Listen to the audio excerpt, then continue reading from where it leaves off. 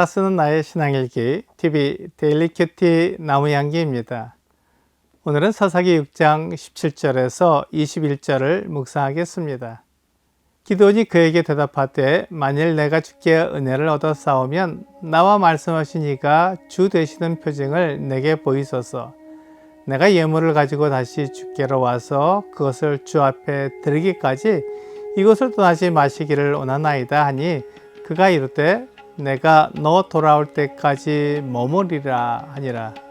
기드온이 가서 염소새끼 하나를 준비하고 가루 한 에바로 무교병을 만들고 고기를 소쿠리에 담고 그걸 양푼에 담아 상수리 나무 아래 그에게로 가져다가 드리매 하나님의 사자가 그에게 이르되 고기와 무교병을 가져다가 이 바위에 넣고 국을 부으라 하니 기드온이 그대로 하니라.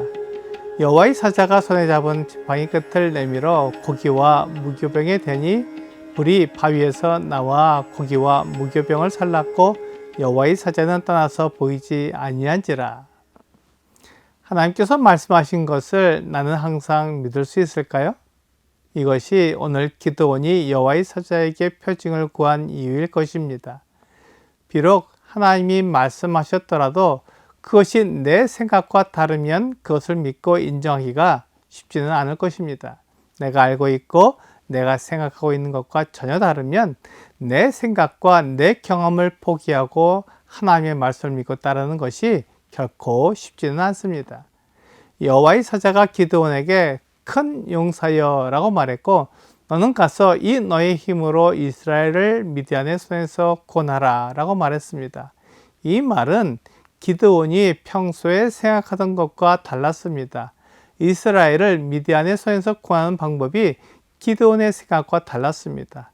기드온은 자신에 대해 용사라고 생각하지 못했고 그가 이스라엘을 미디안의 손에서 구할 수 있다는 생각은 하지 못했습니다. 이렇게 기드온의 생각과 여호와의 사자가 한 말이 다르기 때문에 기드온이 자기 생각을 포기하고 하나님의 말씀에 순종하는 것이 결코 쉬운 일은 아니었습니다. 그래서 기드온은 여호와의 사자에게 지금 자기에게 말씀하시는 분이 하나님이라는 것을 알 수 있는 표징을 보여달라고 구했습니다. 기드온은 자기에게 주어진 이 소명이 하나님에게서 온 것임을 확인하고 싶었습니다. 그가 생각하던 것과 달랐기 때문에 하나님의 말씀에 순종하기 어려웠던 것입니다. 이것은 기드온이나 우리들이나 같을 것입니다. 내 생각과 전혀 다른 하나님의 말씀에 순종하는 것은 결코 쉬운 일이 아닙니다. 기드온은 여호와의 사자에게 예물을 드리고 싶다고 말했습니다. 그래서 그것을 가져올 때까지 이것을 떠나지 말아달라고 구했습니다. 기드온의 입장에서 그가 예물을 가져왔는데 여호와의 사자가 떠나가 없다면 매우 허탈할 것입니다. 그리고 여호와의 사자가 그에게 말해준 소명을 확신하기도 어려울 것입니다. 그래서 기드온은 예물을 가져올 때까지 이곳을 떠나지 말아달라고 요청했던 것입니다. 그러자 여호와의 사자는 내가 너 돌아올 때까지 머무리라 라고 말해 주었습니다. 지금 여호와의 사자가 전해준 기드온의 소명이 확실하고 하나님의 뜻이 분명하기에 기드온에게 징표를 보여주겠다고 말한 것입니다. 기드온은 여호와의 사자에게 약속을 받았기 때문에 집으로 가서 염소 새끼 하나를 준비하고 가루 한 에바로 무교병을 만들고 고기를 소쿠리에 담고 국을 양푼에 담아서 여호와의 사자에게 드렸습니다. 기드온이 가져온 음식의 양은 매우 많은 양이었습니다. 염소 새끼 고기는 혼자 먹기에 너무 많습니다. 그리고 가루 한 에바로 만든 무교병도 매우 많은 양입니다. 한 에바는 약 22리터입니다. 그러므로 가루 한 에바로 무교병을 만들었다고 하면 혼자 먹기에는 많은 양이었습니다. 그렇게 많은 양의 음식을 드렸을 때 그것을 어떻게 하느냐를 보면 기드온에게 소명을 전해주는 사람이 하나님인지 그렇지 않은지 알 수 있을 것입니다. 기드온이 예물을 가져왔을 때 여호와의 사자는 기드온에게 고기와 무교병을 이 바위 위에 넣고 국을 그 위에 부으라고 했습니다. 기드온이 여호와의 사자의 말대로 했습니다. 여호와의 사자는 지팡이 끝을 기드온이 가져온 예물에 대자 바위에서 불이 나와서 고기와 무교병을 살랐고 여호와의 사자는 보이지 않았습니다.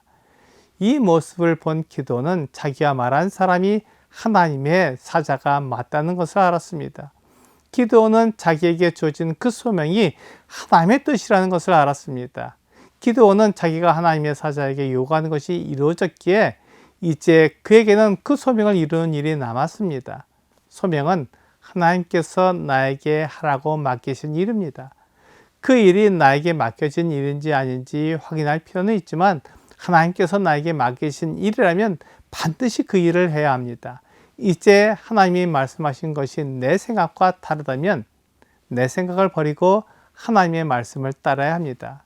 고린도후서 10장 5절은 하나님 아는 것을 대적하여 높아진 것을 다 무너뜨리고 모든 생각을 사로잡아 그리스도에게 복종하게 하니 라고 말씀하고 있습니다. 바울은 우리가 하나님의 뜻대로 행하는 것은 하나님을 대적하여 높아진 것을 다 무너뜨려야 한다고 말하고 있습니다. 우리의 생각이나 고집, 계획 등이 하나님의 말씀보다 더 높다면 반드시 무너뜨려야 합니다. 그것이 하나님을 대적하고 있기 때문입니다. 하나님의 말씀이 아무리 확실하고 분명해도 내 생각, 내 고집, 내 계획이 하나님의 말씀에 순종하지 못하게 막는다면 그것을 무너뜨려야 합니다. 그렇게 하고 나서 모든 생각을 사로잡아 그리스도에게 복종해야 합니다. 그렇게 하면 하나님의 말씀에 순종할 수 있고 승리할 수 있습니다.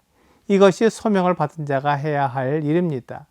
하나님께 소명을 받은 자가 여전히 자기 생각, 고집, 계획에 붙잡혀 있으면 하나님의 일을 하지 못합니다. 그러나 하나님의 말씀은 반드시 이루어집니다. 그렇게 되면 하나님을 기쁘시게 할 수 없고 하나님을 따를 수 없습니다. 믿음을 나타내지 못해 하나님을 섬기는 자의 모습을 보여줄 수 없게 됩니다. 오늘의 적용 질문을 보겠습니다. 하나님은 자기 뜻을 이루기 위해 우리를 부르십니다. 하나님께서 내게 주신 소명은 무엇입니까? 그것을 이루기 위해 오늘 해야 할 일은 무엇입니까? 하나님은 모든 것을 아시기 때문에 가장 확실한 길을 계획하십니다. 그것이 그분의 뜻입니다. 하나님의 일에 나를 부르시는 것은 영광입니다. 그러므로 하나님의 뜻을 이루기 위해 최선을 다하는 것이 필요합니다.